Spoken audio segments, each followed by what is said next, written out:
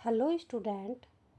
हम previous year question paper discuss कर रहे थे। काफ़ी दिनों बाद क्लास हो रही है, सो प्लीज़ आप हमारी क्लास में बने रहिए। यदि आपने हमारे चैनल को लाइक सब्सक्राइब और शेयर नहीं किया है तो जाके कर दीजिए। बेल आइकन को दबा के रखिए ताकि आने वाली सभी क्लासेस की नोटिफिकेशन आपको बनी रहे।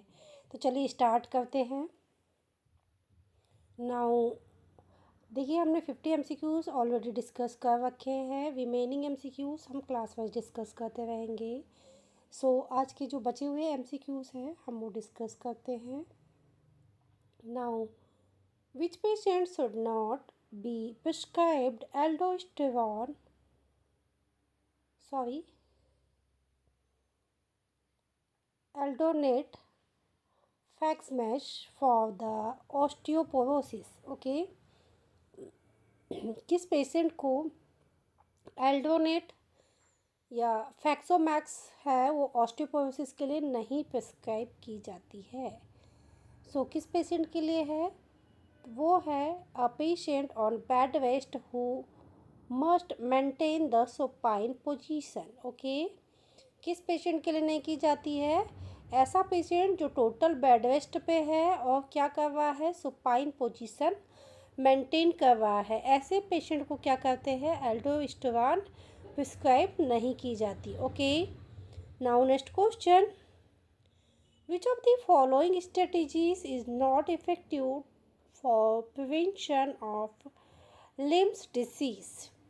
तो इनमें से कौन सी स्ट्रेटेजी है जो यूज़ में नहीं लाई जाती है या इफ़ेक्टिव नहीं होती है? कौन से डिसीज़ के लिए?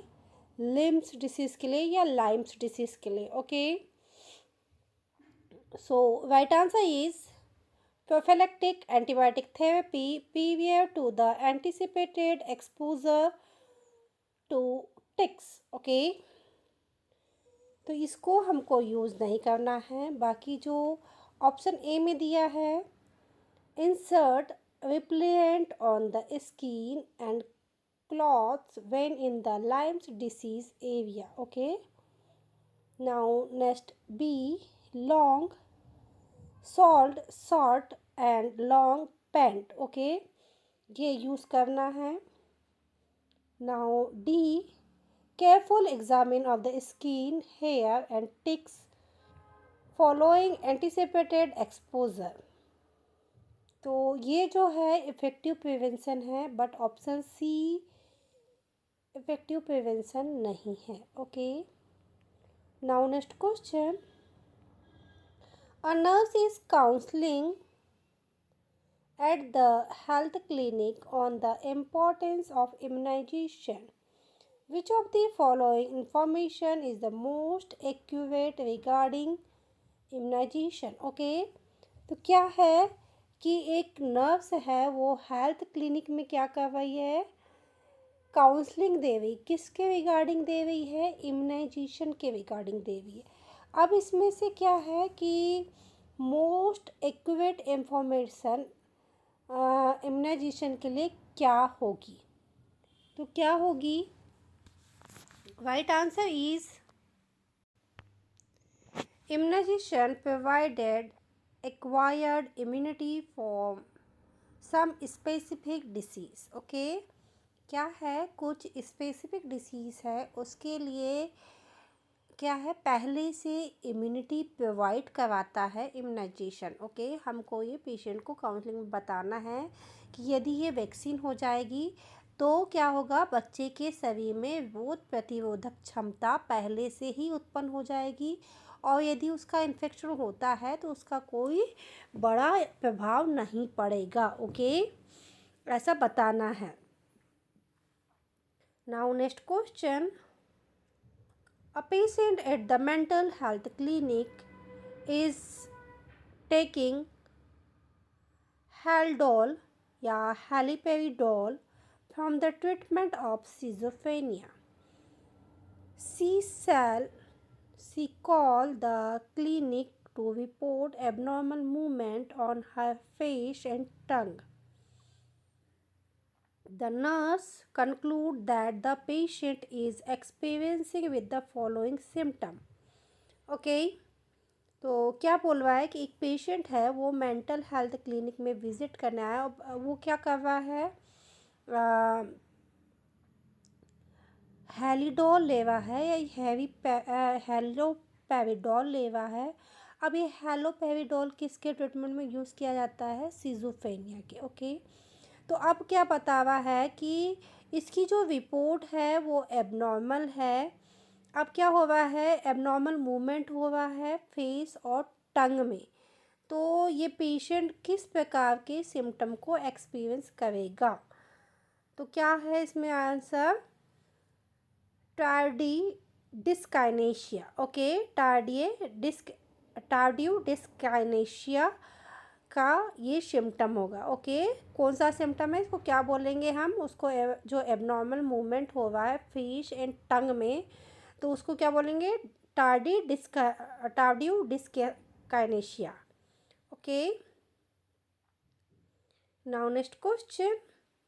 A 67-year-old man is admitted to the post-anesthetic recovery unit following chest surgery. A patient has the right chest tube that is attached to low suction. 3 hours after administration to the unit, the nurse observed the drainage output from the chest tube is 30 milliliter. What is the most appropriate initiative intervention? तो क्या होगा कि एक 67 year old patient है, वो कहाँ पे है? पोस्ट एनेस्थीसिया वो में रिकवरी यूनिट में है, सर्जरी की चेस्ट सर्जरी के बाद में आया हुआ है। अब क्या हो रहा है? उसको वाइट चेस्ट ट्यूब लगा हुआ है और सक्शनिंग हो रही, लो सक्शन हो रहा है। अब इसमें क्या है? ड्रेनेज में क्या देखेगी? चेस्ट की 300 millilitre chest drainage appropriate initiative intervention में देखा जाएगा। तो हमको सबसे मोस्ट एक्यूरेट इंटरवेंशन क्या करना है इस सिचुएशन के रिगार्डिंग? तो हमको क्या करना है? सबसे पहले कॉल द डॉक्टर या नोटिफाइंग द डॉक्टर। ओके, क्या करना है? डॉक्टर को बुलाना है और इन्फॉर्म करना है। Okay, now next question.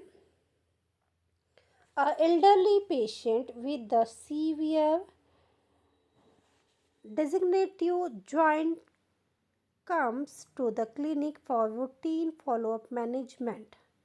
The patient report that over the month, the patient has begun to increase the severity. Patient required an increase the dose of medication. The nurse recognized that this is the most likely due to. तो ये किसकी वजह से हो रहा है? तो ये हो रहा है ड्रग टॉलरेंस की वजह से। ओके, क्या किसकी वजह से हो रहा है? ड्रग टॉलरेंस की वजह से हो रहा है। Okay, now next question. A nurse has been assigned to the care of 60-year-old critically ill patient with the triple lumen central venous line. The doctor order include delayed care for the insertion site to catheter device. The nurse create care plan based on the nursing diagnosis, risk infection related to the insertion of a venous catheter, which intervention is the most likely to prevention of infection. Okay, तो इस type के अधिकांश question क्या है? AIIMS में पूछे जाते हैं। और ये भी जो क्वेश्चन लिया गया है ये प्रीवियस ईयर एम्स का नॉवसेट का क्वेश्चन है। ओके, सो इसका राइट आंसर क्या होगा? Wash the hand before the performing catheter. Okay, क्या करना है? कैथेटर की जो केयर करना है हमको, तो हमको उसके पहले क्या करना है? हैंड वॉश करना है। हमारे मेडिकल फील्ड में सबसे अच्छा क्रॉस इन्फेक्शन को रोकने का जो प्रिवेंशन है क्रॉस इन्फेक्शन के लिए, वो क्या है? Hand washing. Okay, Now next question. The nurse is insert a nasogastric tube into the patient prescribed. The nurse has observed into the patient posterior pharynx. The nurse so now ask the patient to. तो किसके लिए पूछेगी? Patient को NG tube insert किया हुआ है, अब उसको क्या है कि पोस्टीरियर फैरिंक्स देखना है, तो क्या किस बात के लिए पूछेगी? The lower to chin toward the chest. Okay, किस लिए पूछेगी? The lower the chin toward the chest के लिए पूछेगी. Okay. Now next question. A 42-year-old patient is in the lower body chest following a motor vehicle accident.